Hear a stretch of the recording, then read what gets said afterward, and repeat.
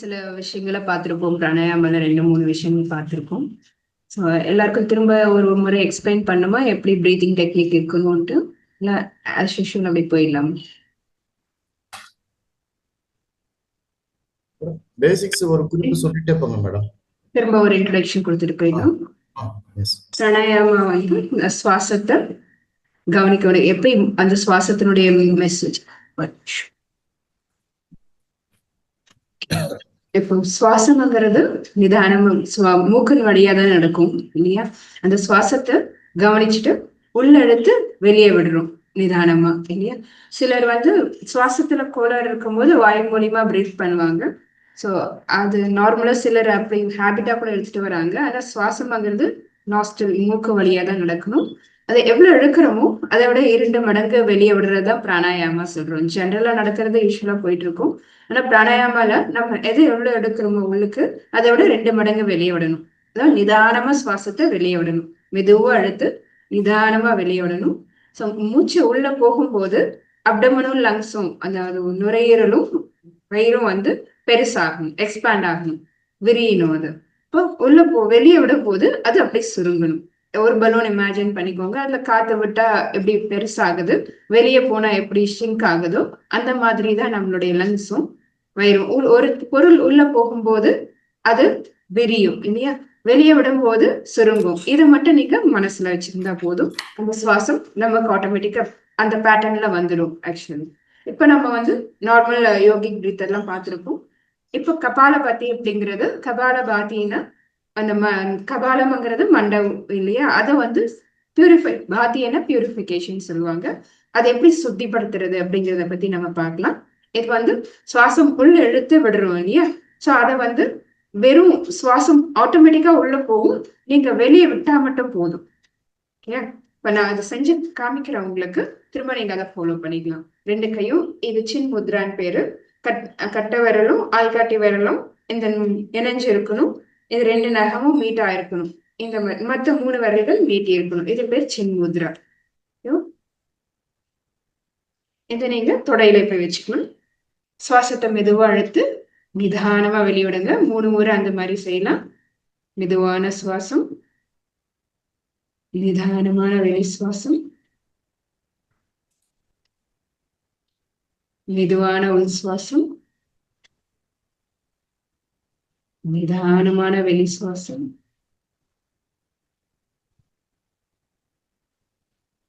நம்ம நல்ல சுவாசத்தை உள்ள இழுத்து வெளியே மட்டும் விட போறோம். நான் ஒரு முறை செஞ்சு காட்டுறேன் உங்களுக்கு.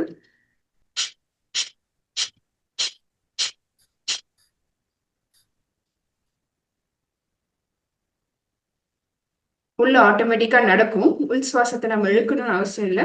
நம்ம வெளியிடும் போதே ஆட்டோமேட்டிக்கா அந்த கேப்புக்குள்ள உள்ள சுவாசம்ங்கிறது உள்ள போயிடும்.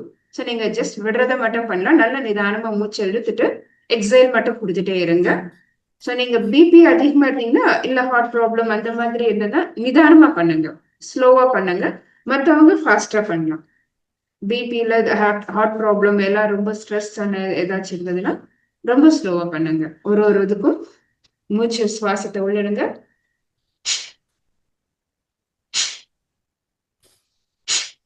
இது வந்து நார்மலா ஏதோ ப்ராப்ளம் இருந்ததுன்னா இது பண்ணுங்க. நார்மலா இருக்கிறவங்க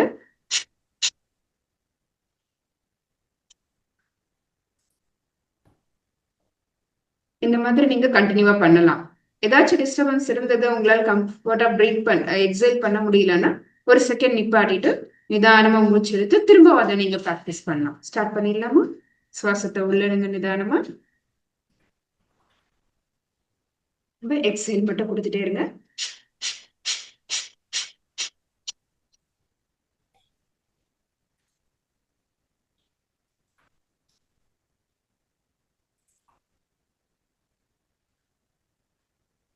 உங்களால எவ்வளவு முடியுமோ அந்த மாதிரி பம்பிங் கொடுத்துட்டே இருக்கலாம். எக்ஸைல் கொடுத்துட்டே இருங்க. 150 பம்பிங் வரைக்கும் கூட அப்படியே கொடுத்துட்டே இருக்கலாம்.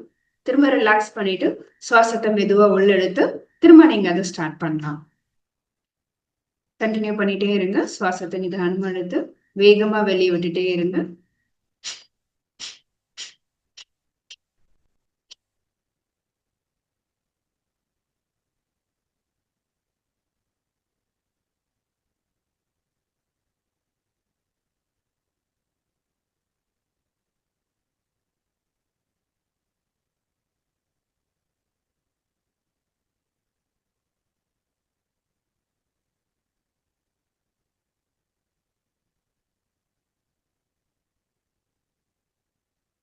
சுவாசத்தில் டிஸ்டர்பன்ஸ் இருந்ததுன்னா மெதுவா மூச்சு எடுத்து ரிலாக்ஸ் பண்ணிட்டு கூட திரும்ப ஸ்டார்ட் பண்ணலாம்.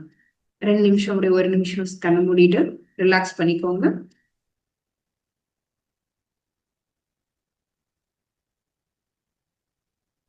சுவாசத்திலேயே கவனத்தை வைங்க.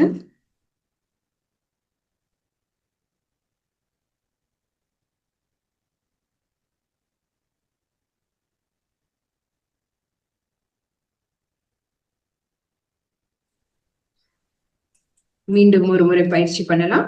சுவாசத்தை நல்லா இழுத்துக்கோங்க, உள்ள இழுத்துக்கோங்க, வேகமா வெளியே விட்டுருங்க. எக்ஸேல் எக்ஸேல் அந்த ஃபுல்லா அப்படியே அந்த எக்ஸேல் கொடுத்துட்டே இருக்கணும்.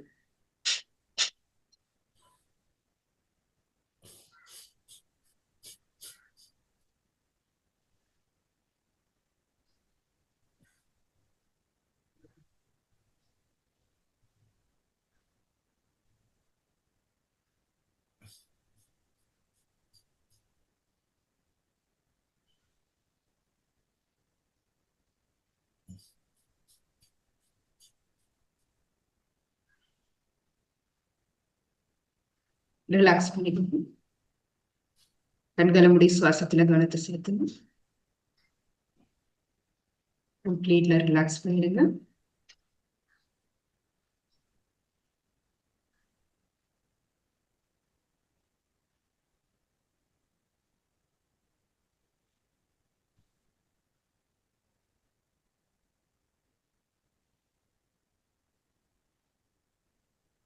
மீண்டும் ஒரு முறை நல்ல சுவாசத்தை உள்ள இழுத்துக்கோங்க. ஸ்டார்ட். எக்ஸேல் கொடுத்துட்டே இருங்க.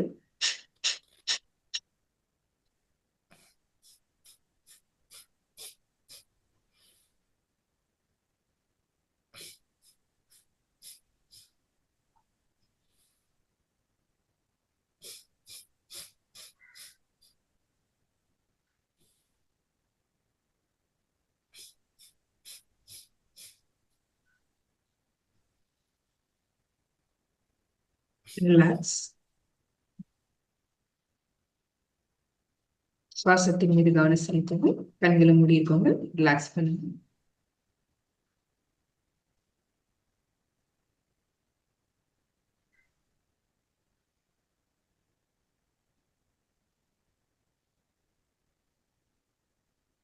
நிதானமான சுவாசம்,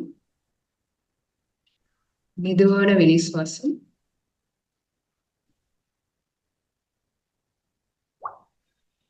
Inhale, exhale,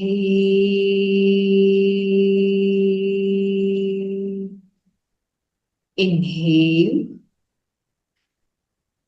exhale, breathe in, breathe out.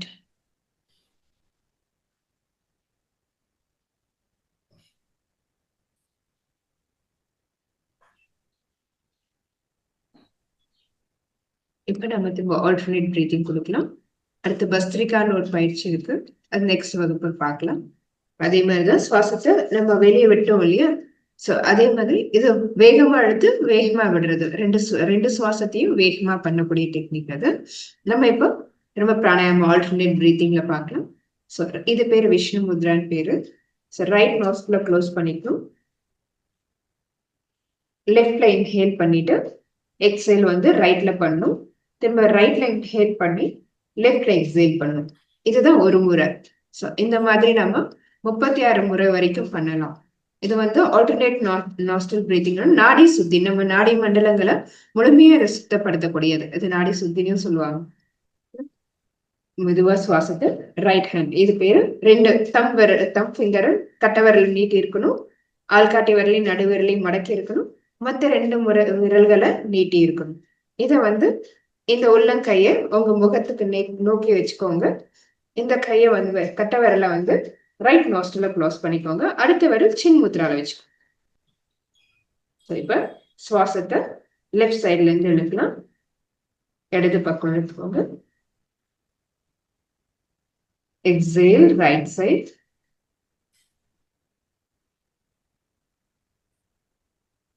Inhale, right. Exhale lift. இதேதான் சேம் டெக்னிக். எவ்வளவு இழுக்கிறீங்களோ அதை விட 2 மடங்கு வெளியே விடணும். Inhale lift. Exhale right. 1, 2, 3, 4, 5, 6, 7, 8. Inhale right. 1, 2, 3, 4. Exhale lift. 1, 2, 3, 4, 5, 6, 7, 8. 8 வரைக்கும் முடியலன்னா கூட நீங்க உங்களுக்கு எவ்வளவு கவுண்ட் வருதோ அந்த அளவுக்கு நீங்க வச்சுக்கோங்க. 3:6 வச்சுக்கலாம், இல்ல 2:4 வச்சுக்கலாம். உங்களோட பிரீத்திங்கோட லெவல் பொறுத்து வச்சுக்கோங்க. ரொம்ப ஸ்ட்ரெயின் பண்ணாதீங்க, கொஞ்சம் கொஞ்சமா இன்க்ரீஸ் பண்ணிக்கலாம். அப்படி பயிற்சி பண்ணிட்டே இருங்க. ரைட்ல எடுத்து லெஃப்ட்ல, லெஃப்ட்ல எடுத்து ரைட்ல.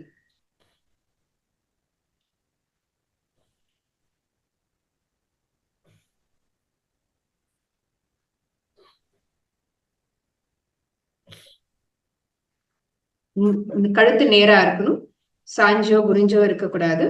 நேரா இருக்கணும், முதுகு தண்டு நேரா இருக்கணும். அப்பதான் அந்த சுவாசம் நேரா வந்து எல்லா நாடி மண்டலத்துக்கும் போகும்.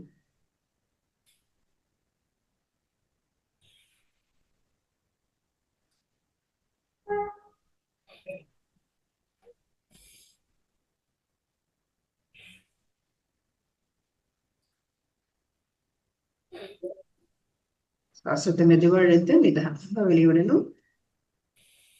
எவ்வளவு இழுக்கிறீங்களோ அதோட 2 மடங்கு வெளியே வரணும்.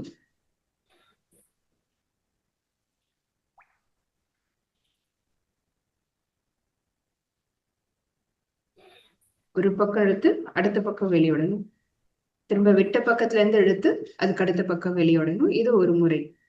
ஸோ இந்த மாதிரி நம்ம கொஞ்சம் கொஞ்சமா ஒரு ஃபர்ஸ்ட் டே ஒரு 10 டைம்ஸ், அடுத்த நாள் 15 டைம்ஸ், அது மாதிரி ஒரு 36 முறை வரைக்கும் நம்ம பயிற்சி பண்ணலாம். இது உங்களோட நேரத்தை பொறுத்து. 36 முறைங்கிறது ஒரு சர்க்கிள் வந்துடும்.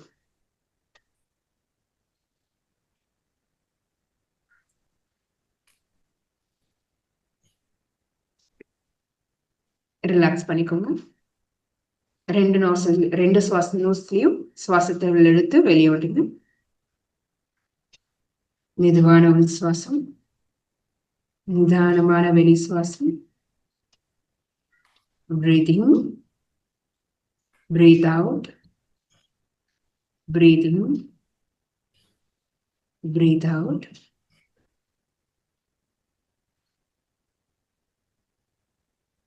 Breathe in, breathe out.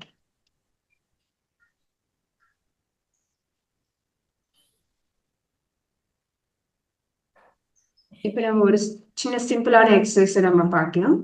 அன்னைக்கு ஒரு நாள் கண் பயிற்சி பண்ணியிருந்தோம். இப்ப கைகளை வச்சு கைகள்ல சின்ன சின்ன மூமெண்ட்ஸ் என்னெல்லாம் பண்ணலாங்கிறத பார்க்கலாம். நல்லா கம்ஃபர்டபுளா உட்காந்துக்கோங்க. முதுகு தண்டை நேரா நிமிர்ந்து இருக்கட்டும்.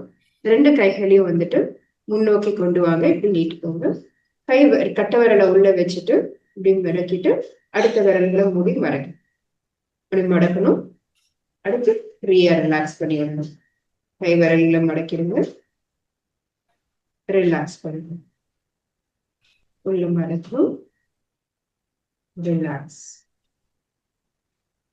Hold, stretch, hold, stretch. கை நேரா தான் இருக்கணும், இப்படி மடங்கியெல்லாம் இருக்கணும். ஸ்ட்ரைட்டா நிற்கும். ஹோல்ட் பண்ணுங்க, ஸ்ட்ரெச் பண்ணுங்க. கொஞ்சம் கை வலிக்கும் ஆரம்பத்துல. ரிலாக்ஸ் பண்ணிட்டு திரும்ப நீங்க ஸ்டார்ட் பண்ணலாம். செய்ய செய்ய உங்களுக்கு பழகிடும், வலி எல்லாம் இருக்காது.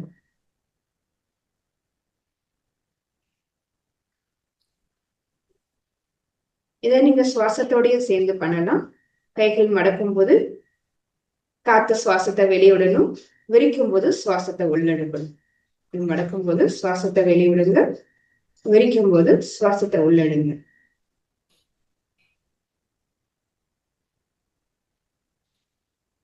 சுவாசத்தை வெளியெடுக்கணும், சுவாசத்தை வெளியிடணும். ரிலாக்ஸ் பண்ணிக்கோங்க.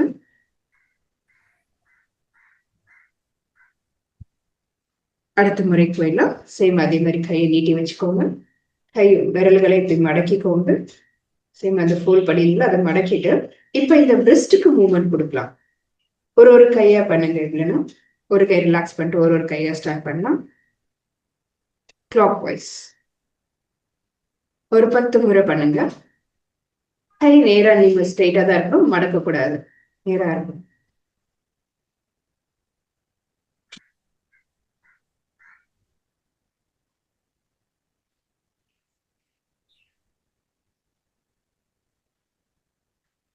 அப்படியே ரிவர்ஸ். இது ஒரு 10 முறை பண்ணுங்க.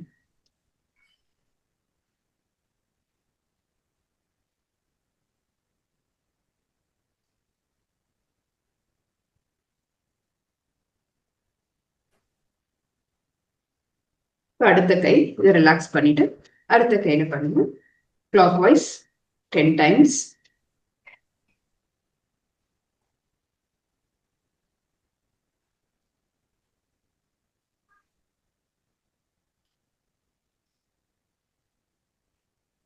திரும்ப ஆன்டி கிளாக் வைஸ் ரிவர்ஸ்ல 10 டைம்ஸ்.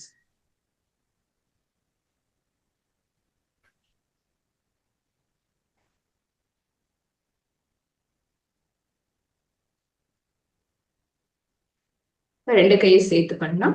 ரிலாக்ஸ் பண்ணிக்கணும்.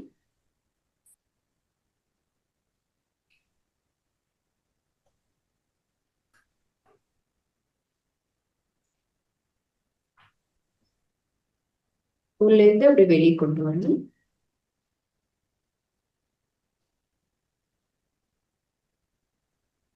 அது அப்படியே ரிவர்ஸ் கொடுங்க. நீங்க எப்படி பண்றீங்களோ அதோட ரிவர்ஸ் கொடுத்தோம்.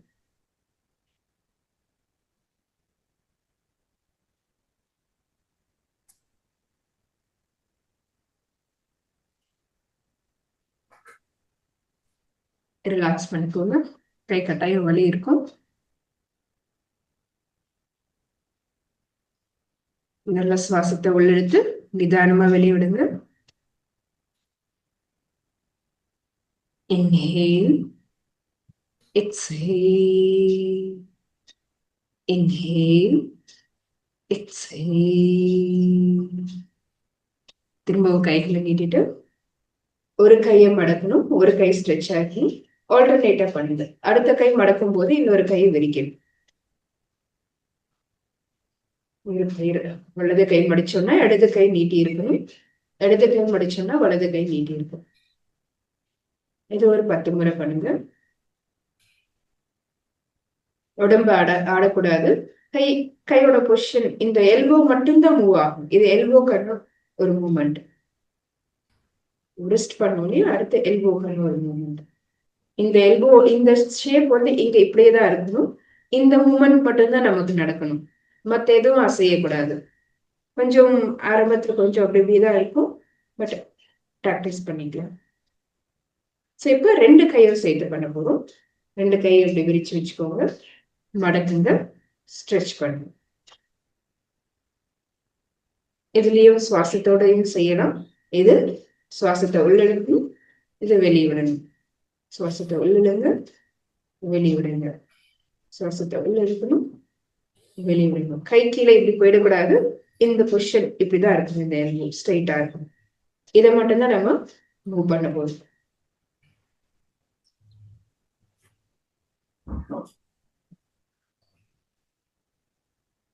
ரிலாக்ஸ் பண்ணிக்கோங்க. நல்ல சுவாசத்தை உள்ளெடுத்து நிதானமா வெளியோட போறோம்.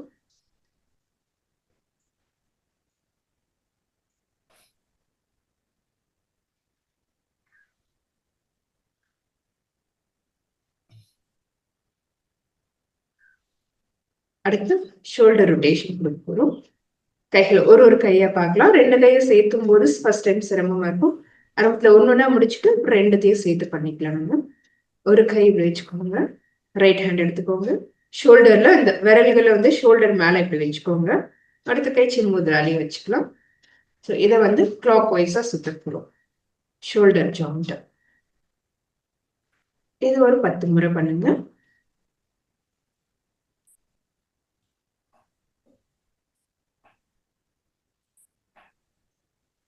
உடல் அசையக்கூடாது, இந்த ஜாயிண்ட் மட்டும் நீங்க மூவ் பண்ணணும். நிதானமா அது மேல கவனத்தை செலுத்தினீங்கன்னா மெதுவா பண்ண முடியும்.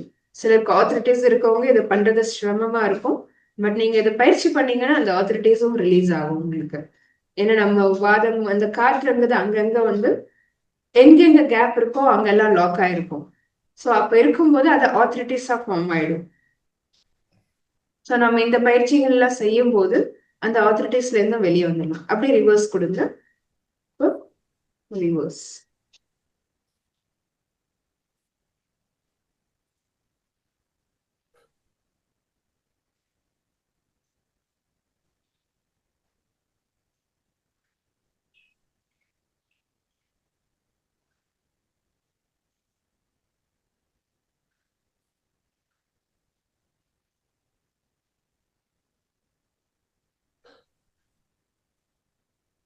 அடுத்த கை பார்க்கலாம்.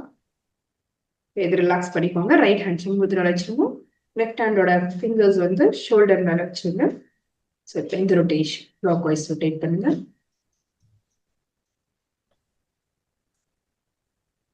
வரலையா? எட்டப்படி பரவாயில்ல. நீங்க எப்படி ரொட்டேட் ஆகல?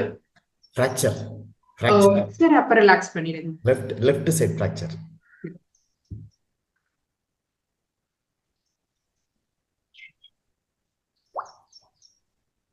Clockwise. So the update reverse anti-clockwise.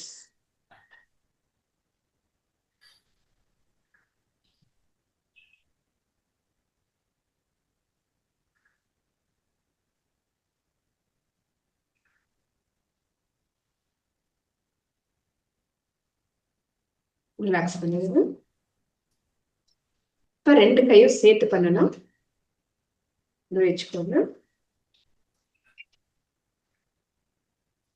Clockwise 10 times.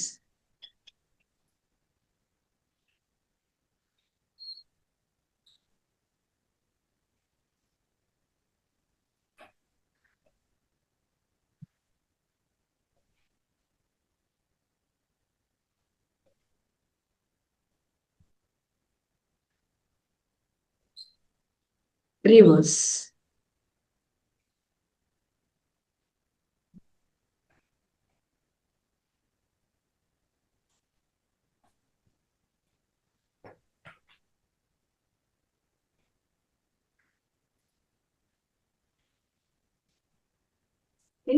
இப்ப வந்து நம்ம கை விரல்களை ஆப்போசிட் உள்ளங்கை ரெண்டும் எதிர்பக்கமா இருக்க மாதிரி பாத்துக்கோங்க. ஒரு உள்ளங்கை இன்னொரு உள்ளங்கையை பாக்குற மாதிரி இருக்கணும். வச்சுட்டு இந்த விரல்களை மடக்கிக்கோங்க. கொக்கி மாதிரி இருக்கணும். கொக்கி மாதிரி இது ரெண்டத்தையும் லாக் பண்ணிக்கணும். லாக் பண்ணிட்டு சின்னக்கு கீழே தாடைக்கு கீழே வச்சுக்கோங்க. எவ்வளவு முடியுமோ அவ்வளவு இழுக்கணும். புல் பண்ணுங்க. நல்லா இப்படி எவ்வளவு முடியுமோ அவ்வளவு நல்ல ஸ்ட்ரெச் கொடுங்க. லாக் இப்படியே வச்சிருக்க வேண்டாம். நல்லா விரிச்சு ரிலாக்ஸ் பண்ணிட்டு எவ்வளவு முடியுமோ அவ்வளவு உள்ள கை வெளியே தெரியுற மாதிரி நல்லா இழுத்து ஸ்ட்ரெச் பண்ணுங்க. ஒரு 10 கவுண்ட்ஸ் கொடுங்க. 1 2 3 4 5 6 7 8. இப்ப கைகளை அப்படி மாத்திக்கோங்க. உள்ள கைகளை மாத்திக்கோங்க. ரிவர்ஸ் அப்படி லாக் பண்ணிக்கோங்க. திரும்ப ஒரு புல் 10 கவுண்ட்ஸ். 1 2 3 4 5 6 7 8 9 10. ரிலாக்ஸ் பண்ணிட்டு அடுத்த பக்கம் செகண்ட் ரவுண்ட். 1 2 3 4 5 6 7 8 9 10. திருப்பிக்கோங்க கைகளை. எவ்வளவு முடியுமோ அவ்வளவு ஸ்ட்ரெச் கொடுங்க. எவ்வளவு இழுக்குமோ கழுத்து நிரப்பால நல்லா இழுக்கும். 1 2 3 4 5 6 7 8 9 10. திரும்பி மூணாவது முறை கைகளை மாத்திக்கோங்க. 1 2 3 4 5 6 7 8 9 10. அடுத்த பக்கம் நல்லா புல் பண்ணுங்க. 1 2 3 4 5 6 7 8 9 10. ரிலாக்ஸ் பண்ணிக்கோங்க. இது வந்து நல்லா ஷோல்டர் ஜாயிண்ட் ஷோல்டர் ப்ராப்ளம் இருக்கவங்க, சர்விக்கல் ப்ராப்ளம் இருக்கவங்க பண்ணீங்கன்னா நல்ல ரிலாக்ஸேஷன் கிடைக்கும். அதுல இருந்து ரிலீஃப் கிடைக்கும். அடுத்து ரெண்டு விரல்களையும் கோத்துக்கோங்க. கோத்துட்டு இதை முன்னோக்கி கொண்டு வாங்க. ஒரு 10 கவுண்ட்ஸ் இப்படி வச்சிருங்க. 1 2 3 4 5 6 7 8 9 10. அப்படியே இதை வந்து தலைக்கு மேல கொண்டு போகணும். கைகள் ஷோல்டர் ரெண்டும் வந்து காதை ஒட்டினாப்புல இருக்கணும். எவ்வளவு முடியுமோ அவ்வளவு மேலுக்கு ஸ்ட்ரெச் பண்ணணும். 1 2 3 4 5 6 7 8 9 10. இது நல்ல ஒரு ஃபீல் கொடுக்கும் உங்களுக்கு. ரிலாக்ஸ் பண்ணிக்கோங்க. அடி வயிறுல இருந்து ஒரு புல் கொடுக்கும் உங்களுக்கு. ஸோ அந்த சர்விக்கல் ப்ராப்ளம் ஸ்பைனல் கார்ட்ல இருக்கிறது இல்லை அப்டமன் குறையணுங்கிறது கூட நீங்க இதை பண்ணி இதையே கண்டினியூவஸ் இன்டென்சிவா பண்ணா கூட உங்களுக்கு சரியாயிடும். ஃபிங்கர் லாக் பண்ணிட்டு ஸ்ட்ரெச் பண்ணுங்க. 1 2 3 4 5 6 7 8 9 10. கைகளை மேல உயர்த்துங்க. அப்படியே 1 2 3 4 5 6 7 8 9 10. ரிலாக்ஸ் பண்ணுங்க. மீண்டும் ஒரு முறை கைகளை கொடுத்துக்கோங்க. ஒரு ஸ்ட்ரெச் பண்ணுங்க. முன்னோக்கி வாங்க. 1 2 3 4 5 6 7 8 9 10. இந்த கைகளை மேல அப்படியே உயர்த்துங்க. எவ்வளவு முடியுமோ அவ்வளவு கைகளை நல்லா ஸ்ட்ரெச் பண்ணுங்க. பேக் ஸ்ட்ரைட் ஆகும். ஸ்பைனல் கார்டு அப்டமன் மேல இழுக்கும். 1 2 3 4 5 6 7 8 9 10. கைகள் வந்து காதை ஒட்டினாப்புல தான் இருக்கணும். ஸோ அப்பதான் உங்களுக்கு அந்த புல் கிடைக்கும். ரிலாக்ஸ்.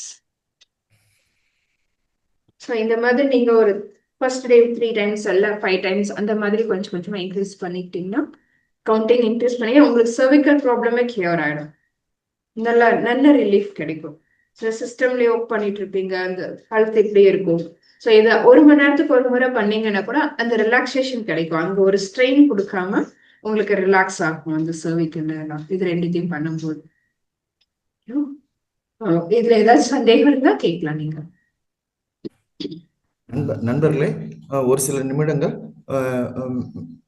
உங்களுக்கு ஏதேனும் கருத்துக்கள் சொல்லணும்னா ஸ்மால் டவுட்ஸ்னா மேடம்கிட்ட வெரி ஃபியூ மினிட்ஸ் கேட்டு முடிச்சிங்க. அடுத்தது பேசுவாங்க. யாராவது கையை உயர்த்தினா நான் அன்மியூட் கொடுக்குறேன். நீங்க டவுட் மட்டும் கேட்டுக்கலாம். Madam, we will proceed madam. Okay, இப்போ வந்து நம்ம பேசிக்கா அந்த எப்படி சுவாசம் இருக்கணும், உடலுடைய ஸ்ட்ரெச்சிங் கொடுத்து சொல்றோம் இல்லையா. இப்ப இந்த எல்லாத்துக்கும் அடிப்படையும் வந்து உணவை பத்தி நம்ம இதை பார்க்கலாம். நிறைய பேருக்கு நம்ம எப்படி சாப்பிடணும் என்ன பண்ணணுங்கிற அந்த ப்ரொசீஜர் நமக்கு தெரியறது இல்லை. ஸோ இப்போ உணவை எப்படி எடுத்துக்கலாம்? எல்லாருமே சாப்பிட்றது வந்து சிலது இது சாப்பிடலாம் அதை சாப்பிடக்கூடாது அப்படிங்கிறதுலாம் சில கண்டிஷன்ஸ் இருக்கும். ஒருத்தருடைய ஒரு மனிதனும் ஒரு தனிப்பட்ட ஒரு யூனிக் அப்படின்னு சொல்லுவாங்க.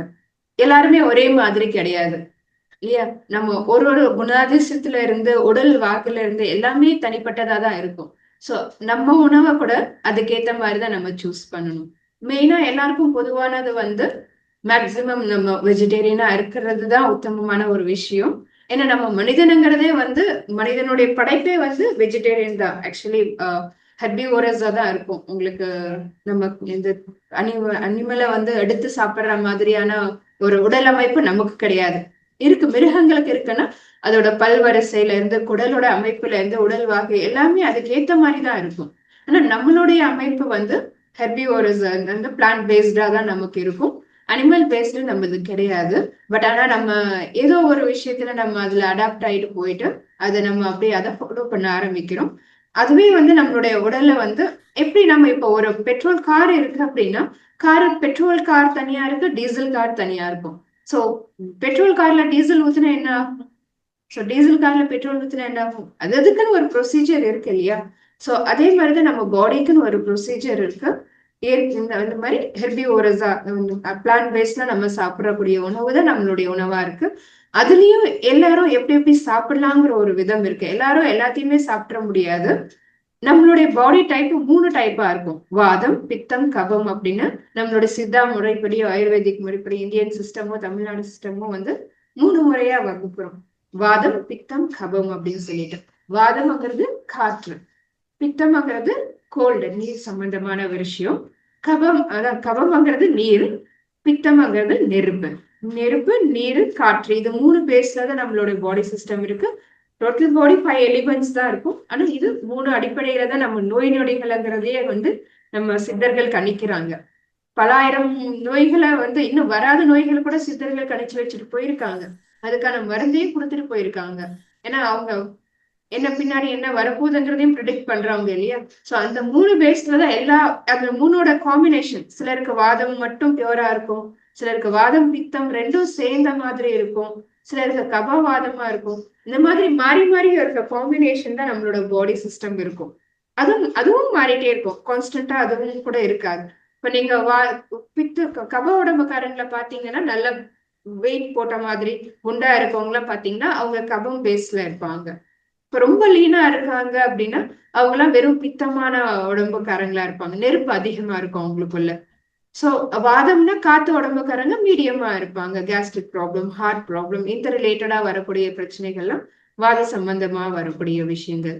சோ இத நம்ம இந்த நம்மளுடைய கேரக்டர் சூடா இருக்கா, இல்ல காற்று நிறைய இருக்கக்கூடியதா இருக்கா, இல்ல நீர்த்தன்மை அதிகமா இருக்கா நம்ம உடம்புல அப்படிங்கறத செக் பண்ணிட்டு அதுக்கேத்த மாதிரி உணவுகளை நம்ம உட்கொள்ளணும். நார்மலா இப்போ ஒரு எக்ஸாம்பிள் எடுத்தோம்னா, இப்ப நம்ம நீர்க்காய்கள் நிறைய சாப்பிடணும்னு சொல்றோம் இல்லையா? அது யார் சாப்பிடலாம், யார் பேசிஸ்ல சாப்பிடலாம்? ஒரு கோல்டு இருக்கு, எந்த கிளைமேட்டும் ஒரு விஷயம் இருக்கு, எந்த கிளைமேட்ல நம்ம வசிக்கிறோம். இப்ப உருளைக்கிழங்கு வெஸ்டர்னர்ஸ் எல்லாம் பாத்தீங்கன்னா, வெளிநாட்டுக்காரங்க இல்ல நார்த் இந்தியா எல்லாம் பாத்தீங்கன்னா உருளைக்கிழங்கு அடியில இருக்கக்கூடிய கிழங்கு வகைகள் நிறைய எடுத்துப்பாங்க. அதே அவங்க இங்க சாப்பிட்டாங்கன்னா, அதே உருளைக்கிழங்கு அவங்க இங்க சாப்பிட்டாங்கன்னா அவங்களுக்கு வாதமா மாறும். ஏன்னா அவங்களுடைய பிரதேசம் எப்படி இருக்கு, அவங்களுடைய சூழ்நிலைகள் குளிர்ச்சியான ஒரு மாநிலத்துல வசிக்கிறாங்க, ஒரு நாட்டுல வசிக்கிறாங்க. சோ அப்ப அந்த உணவு எடுக்கும்போது அவங்களுக்கு அது ஒண்ணும் பண்ணாது. இப்ப அதே இங்க சூடான பூமி, நம்மளுடைய பூமி, இங்க இருக்கிற மண்டலங்களா, இங்க அந்த உணவு சாப்பிட்டாங்கன்னா அவங்களுக்கு வேற ரியாக்ஷனை கொடுக்கும். சோ அதான் நம்ம எந்த இடத்துல இருக்கோங்கிறத பார்க்கணும், நம்மளோட உடல் வாகங்கிறத பார்க்கணும். அதுக்கேத்த மாதிரி நம்ம உணவுகளை நம்ம கொஞ்சம் திங்க் பண்ணோம்னா அது நமக்கு புரிய ஆரம்பிச்சிடும். நீங்க சாப்பிடும் போது கூட எல்லாரும் கவனம் வச்சு சாப்பிடுறது கிடையாது. ஏதோ சாப்பிடுறோம், நம்ம உடம்புக்கு டேஸ்டா இருக்கா அப்படிங்கறத மட்டும்தான் நம்ம பாக்குறோம் தவிர, சில விஷயங்கள் இதை சாப்பிட்ட பிறகு நமக்கு பாடி ரியாக்ஷன் காட்டும். எந்த மாதிரி ஆகுது, என்ன ஆகுது அப்படிங்கிறத பாடி ரியாக்ட் பண்ணும். அதை நம்ம கவனிக்கிறதே கிடையாது. எப்போ நம்மளோட எந்த ஒரு விஷயத்தையும் கவனிக்கதான் அதனுடைய அதுக்கான சொல்யூஷன் நமக்கு கிடைக்கும். இப்ப நம்ம சுவாசத்தை கவனிக்கும் போது நம்மளோட ஆன்மா உயர்வு அடையதும். இப்ப நம்ம ஒரு விஷயத்தையும் இந்த விழிப்புணர்வுங்கிறது ஒரு விஷயத்திலயும் நமக்கு இருக்கணும். சோ அப்ப நம்ம உணவுல நீங்க விழிப்புணர்வு வைக்கும் போது எந்த உணவை சாப்பிடும் போது உங்களுக்கு எது ஏத்துக்கும் அப்படிங்கறத நீங்க ஐடென்டிஃபை பண்ணணும். சோ அதுக்கேத்த மாதிரி நம்ம உணவுகளை எடுத்துக்கணும், காலநிலைகளையும் பார்த்துக்கணும். சோ இப்ப எனக்கு ரொம்ப சூடு உடம்பு, நான் இதை எடுத்துக்கிறேன், ஆனா மழை நல்லா வருது, குளிர் காலத்துல இருக்கும். சோ அப்ப நானும் இதை எடுத்துதான் ஆவேன். இப்ப வெண்பூசணி இருக்குன்னா நல்லா குளிர்ச்சி. இப்ப மழை காலத்துல இந்த காலத்துல எனக்கு எடுத்துப்பேன்னு ஒரு சிலருக்கு ஒத்துக்கும், சிலருக்கு ஆகாது. சோ அந்த டைம்ல போய் நான் இதைதான் பண்ணுவேன் அப்படின்னோன்னா அது நம்ம உடம்புக்கு பாதிப்பை கொடுக்கக்கூடியதா இருக்கும். சோ அதனால உணவுல நம்ம என்ன பார்க்கணும், நம்மளுடையது எந்த உடல் தன்மைங்கிறத பார்த்து நம்ம அந்த உணவுகளை எடுத்துக்கணும். சைவ உணவை தான் நம்ம எடுத்துக்க வேண்டியதா இருக்கும். ஏன்னா அதுதான் நம்மளுடைய உடல் தன்மைக்கு தகுந்த உணவா இருக்கு. சைவ உணவான்னு பார்க்கணும். அடுத்து உடலுக்கு எந்த உணவுகள் ஏற்றுக்கொள்ளக்கூடியதா இருக்குன்னு பார்க்கணும். அதுக்கேற்ற உணவுகளை நம்ம எடுத்துக்க வேண்டியதா இருக்கும். சோ நீங்க ஒன்னொன்னா இதை நீங்க செக் பண்ணிட்டே இருந்தீங்கன்னா, அதை பத்தி ஆராய்ச்சி பண்ணீங்கன்னா உங்களுக்கு அது தெரிய வரும். ஏன் நம்ம உடல் எவ்வளவு முக்கியமானது. ஒரு உடல் ஒரு கோயில் மாதிரி தானே நம்ம நினைக்கிறோம். இந்த உடல் கிடைக்கிறது எவ்வளவு பெரிய அற்புதமான ஒரு விஷயமா இருக்கு. ஆனா அது ஒரு நிமிஷத்துல நம்ம பாழாக்கிடுறோம். எவ்வளவு பெரிய கிஃப்ட் கொடுத்திருக்காரு இறைவன் நமக்கு. ஆனா நம்ம அதை ரிட்டர்ன் கிஃப்ட் என்னவா கொடுக்குறோம், நம்மள ஆரோக்கியமா வச்சிருக்கணும். நம்மளோட மனமும் சரி, உடலும் சரி, ஆன்மாவும் ஆரோக்கியமா இருக்கணும். நம்ம அதுல கவனம் செலுத்துறது இல்லை. என்னைக்கு நாளைக்கு என்ன ஏற்படும், நம்ம நாளைக்கு பாத்துக்கலாம் அப்படிங்கிற ஒரு விஷயமா தான் நம்ம யோசிக்கிறோம். இன்னைக்கு இப்ப பிரசன்ட்ல எப்படி நம்ம நடந்துக்கிறோமோ அதுதான் நம்மளோட ஃபியூச்சரா இருக்கும். ஃபியூச்சரை பத்தி நம்ம திங்க் பண்ணணும்னு அவசியம் கிடையாது. நம்ம பிரசன்ட்ல நம்ம எப்படி எல்லாம் நடந்துக்கிறோமோ அது ஃபியூச்சரா மாறும். சோ அதை பேஸ் பண்ணி நம்ம உணவு முறைகளை நம்ம எப்படி எடுத்துக்கணும் அப்படிங்கறத நம்ம ஆராய்ச்சி பண்ண ஆரம்பிக்கணும். மேக்சிமம் பாருங்க. உங்களால ஆரம்பத்துல முடியாது, கொஞ்சம் சிரமமா இருக்கும் தான். நீங்க அதை பயிற்சி பண்ண பண்ண உங்களோட பழக்கமா அது மாறிடும். எல்லாமே சுலபமான ஒரு விஷயம் தான், மனசை பொறுத்து. நம்ம அந்த மனதை வச்சுட்டு நம்ம நல்ல வழியில நடந்துக்கணும், நம்மளோட உடல்ல ஆரோக்கியமா வச்சிருக்கணுங்கிற அடிப்படையில நீங்க உணவுகளை செலக்ட் பண்ணீங்கன்னா ரொம்ப நல்லா இருக்கும். முதல் எங்க நீர் காய்கறிகள்னா என்ன சொல்லுவோம், கீரைகளை வந்து நைட்ல சாப்பிடக்கூடாது. சிலர் வந்து கீரை, தயிர், நெய் இதெல்லாம் இரவு நேரத்துல எடுப்பாங்க. இரவு நேரத்துல எடுத்தா என்ன ஆகும்?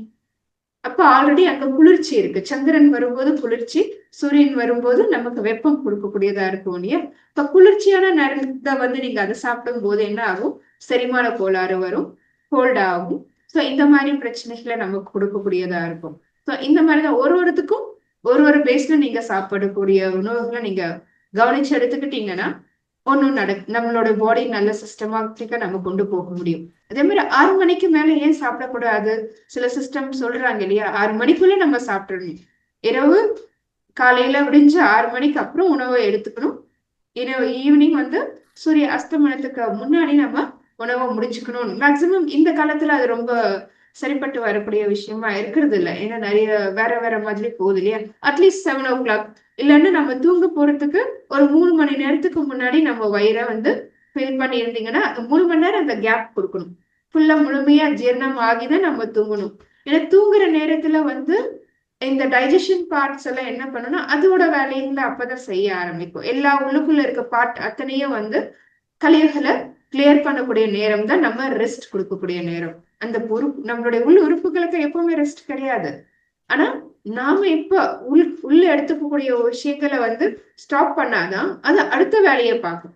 இப்ப ஜீரண மண்டலத்தையே ஜீரணத்தை பண்ணக்கூடிய வேலையவே பார்த்துட்டு இருக்கு. காலையில எந்திரிக்கிறோம், சாப்பிடுறோம், அடுத்து ஜீரணம் பண்ணணும், திரும்ப அது காலியாகும், மத்தியானம் சாப்பிடுவோம், திரும்ப அதை ஜீரணம் பண்ணணும், திரும்ப நைட் சாப்பிடுவோம் இல்லையா? நைட்னா நம்ம நிறைய நடுவுல சாப்பிட்டுருக்கோம், அது வேற விஷயம். பட் அந்த கேப் வந்து நைட்ல ஃபுல்லா நீங்க கொடுக்கும்போது, வெறும் வயிறோட படுக்கும்போது அடுத்த உறுப்புகள்ல என்னெல்லாம் பிரச்சனை இருக்கோ அதை ரிப்பேரிங் ஒர்க் பண்ண ஆரம்பிக்கும் இரவு நேரத்துல. சோ அது அடுத்த வேலைகள் என்னென்ன எங்கெங்க ப்ராப்ளம் இருக்கோ உடல் வந்து தன்னைத்தானே சுத்திப்படுத்திக்கும், தன்னைத்தானே சரி செஞ்சுக்கும். எந்த ஒரு வியாதியா இருந்தாலும் உடலுக்கு ஒரு நீங்க கேப்பை கொடுக்கும் போது அது தன்னைத்தானே சரி பண்ணிக்கும். அதனாலதான் அந்த ஃபாஸ்டிங், அந்த காலத்துல எல்லாம் ஃபாஸ்டிங் எல்லாம் வச்சாங்க இல்லையா? விரதங்கள், இறைவனோட பேரு சொல்லி அந்த விரதங்கள் எல்லாம் வச்சாங்க. எதுக்காக? நம்ம கண்டினியூவா அதுக்கு அந்த வேலைகள் கொடுக்காம அதுக்கான ரெஸ்ட் கொடுக்கும்போது அது என்னெல்லாம் சுத்தி பண்ணணுமோ இந்த நம்ம பாடியில இருக்க டாக்ஸின்ஸ் எல்லாம் வெளியேற்றும். மத்த கிளென்ஸ் பண்ணக்கூடிய ஒர்க்கை அதை ஆட்டோமேட்டிக்கா நமக்கு கொடுக்கும். அதுக்கான ஸ்பேஸ் மட்டும் நம்ம கொடுத்தா போதும், வேற எதுவும் நம்ம பண்ண வேண்டியது இருக்காது. நம்ம போய் என்ன பண்ணணும், இந்த மெக்கானிக்கு அந்த அந்த ஸ்க்ரூ டைட் பண்ணுமா, இது பண்ணணுமா, இந்த ஆயில் போடணுமாங்கிற அவசியமே கிடையாது. நம்ம அதை டைம் கொடுத்துட்டோம்னா அந்த இன்ஜினியர் அந்த வேலையை அவரே பார்த்துப்பாரு. அது கொடுக்க வேண்டிய நேரம் கொஞ்சம் ஃப்ரீ பண்ணணும். அந்த மைண்ட் என்ன பண்ணணும்னா ஃப்ரீயா இருக்க நேரத்துல ஏதாச்சும் ஒண்ணு சாப்பிட்டுட்டே இருக்கணும்னு தோணிட்டே தான் இருக்கும். மனசோட வேலை அலைப்பாயறது, இந்த மாதிரியான வேலை தான். பட் அதுக்கான நேரத்தை நம்ம மனசுலயே கொடுத்துடக்கூடாது. எப்பவுமே உடலுக்கும் நம்ம ஆன்மாவுக்கும் கொஞ்சம் நேரத்தை ஒதுக்கணும். ஏன் அதுதான் சிம்பிளா நம்ம பெரியவங்க இயற்கை உணவு, கடவுளுக்கு என்ன படைப்போம், எப்படிப்பட்ட ஒரு உணவை படைப்போம், இறைவனுக்கு சைவமான உணவை தான் நம்ம கொடுப்போம். வேற எதையும் நம்ம இறைவனுக்கு நம்ம படைக்கிறது கிடையாது. இன்னும் என்ன பண்ணுவோம்னா அந்த காலத்துல எல்லாம் தேங்காய், வாழைப்பழம் இந்த மாதிரி கனி வகைகளை தான் கொடுத்துட்டு இருந்தாங்க. அது உடம்புக்கு வந்து ரொம்ப லேசான லகுவான உணவா இருந்துச்சு. சோ அததான் இறைவனுக்கும் கொடுத்தாங்க. எதுக்காக இறைவனுக்கு ஆஃபர் பண்றாங்கன்னா இந்த உணவை நாம உட்கொள்ளக்கூடிய உணவு, இதுக்கு தகுந்த மாதிரி நம்ம சாப்பிடலாம் அப்படிங்கிறதுக்காக அது இறைவனுக்கு ஆஃபர் பண்ணி அதை நம்ம எடுத்துக்கிற மாதிரி கொடுத்துருக்காங்க அந்த சிஸ்டம். விரதங்களும் சரி எல்லாமே கடவுள் பேரை வச்சு எதுக்கு சொல்றாங்கன்னா அப்பதான் நம்ம நம்மளோட மனசு என்ன பண்ணும், ஓகே இறைவன் அப்படிங்கிற அந்த கான்செப்ட்ல நம்ம இருக்கிறதுனால இப்ப இறைவனுக்கு செய்யறோம், உணவுக்காக நம்ம விரதம் இருக்கோம் அப்படிங்கிற அந்த மைண்ட்ல இருக்கும். இல்லைன்னா நம்ம மனசு நம்ம இல்ல சாப்பிட்டுலாம் செஞ்சிடலாம் அப்படின்னு போயிடுவோம் இல்லையா? அதுக்காக ஏகாதசி அன்னைக்கு நம்ம விரதம் இருக்கணும். ஏன்னா வந்து அந்த எனர்ஜி அங்கிருந்து வரக்கூடிய ரேசஸ் வந்து அப்ப சொல்லியிருக்காங்க அந்த மாதிரி இருங்க. எம்டியா வச்சிருக்கும் போது அந்த காசிக் எனர்ஜி வந்து ஆட்டோமேட்டிக்கா நம்ம ரிசீவ் பண்ணிப்போம். சோ அந்த மாதிரிதான் ஒரு நாளுக்கும் ஒரு கொடுத்துருக்காங்க. சோ அப்ப வந்து வயிறு எப்படி இருக்கணும், பசி இருக்காது நமக்கு நார்மலாவே. அந்த டைம்ல நம்ம உன்னிப்பா கவனிச்சோம்னா நமக்கு தெரியும் பொய் பசிகள் நிறைய இருக்கு. பட் ஆனா பசிங்கிறது அந்த நேரத்துக்கு எடுக்காது. ஏன்னா ஆட்டோமேட்டிக்கா அது வந்து நம்மளோட பாடி வந்து ஸ்டாப் பண்ணிக்கும். ஸ்டாப் பண்ணிட்டு வேற காஸ்மிக் எனர்ஜியை ரிசீவ் பண்ண ஆரம்பிக்கும். ஸோ அதனாலதான் சில நாட்களை வச்சுட்டு இந்த நாட்களை விரதம் இருங்க அப்படின்னு ஏன் சொல்றாங்க, இந்த பர்டிகுலர் டைம் எதுக்கு சொல்றாங்கன்னா, அந்த நேரத்துல அந்த உடலை வந்து தன்னை புதுப்பிச்சுக்கும், சரி பண்ணிக்கும், நல்ல எனர்ஜியை வெளியில இருக்கக்கூடிய காஸ்மிக் எனர்ஜியை உள்ள ரிசீவ் பண்ணிக்கும். அதுக்காக தான் இந்த சில விஷயங்கள் பண்ணியிருக்காங்க. ஸோ நம்ம எல்லாத்தையும் மூட நம்பிக்கைன்னு எடுத்துக்காம ஒரு சில விஷயங்களை ரிசர்ச் பண்ணி ஏன் இதை வச்சிருக்காங்க, எதுக்காக, இது என்னங்கிறத நம்ம ஆராய்ச்சி பண்ணி அதுபடி நம்ம ப்ரொசீட் பண்ணோம்னா நம்மளோட வாழ்க்கை ஆனந்தமா இருக்கும். அது புரிஞ்சிருக்கும்னு நினைக்கிறேன்.